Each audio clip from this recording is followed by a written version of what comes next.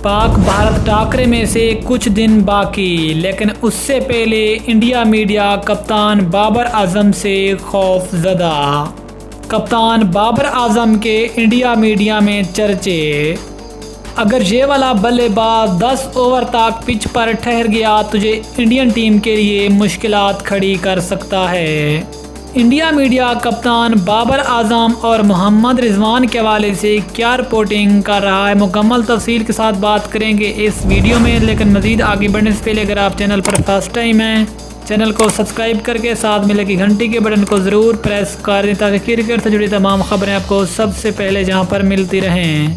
अस्सलामु अलैकुम, welcome to San sports. आपको तफसील से आगाह करते चलें कि पाक भारत टाकरे में से अभी कुछ दिन बाकी।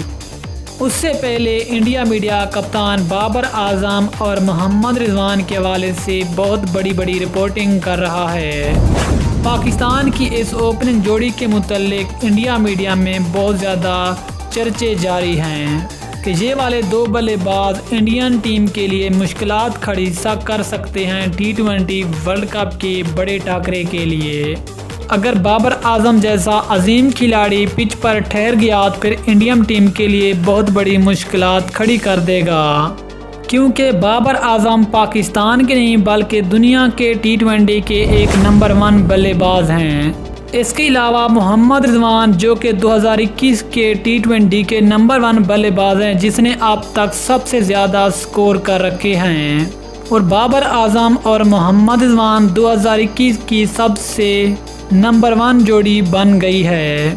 और इन दोनों की परफॉर्मेंस को देखते हुए इंडिया मीडिया बहुत ज़्यादा चर्चे कर रहा है कि ये ओपनिंग जोड़ी इंडियन टीम के लिए मुश्किलात खड़ी कर सकती है। इसके साथ ही कप्तान बाबर आजम ने भी एक कॉन्फ्रेंस के दौरान कहा था कि हम इंडियन टीम को शिकस्त देकर T20 वर्ल्ड कप का अच्छा आगाज़ करेंगे।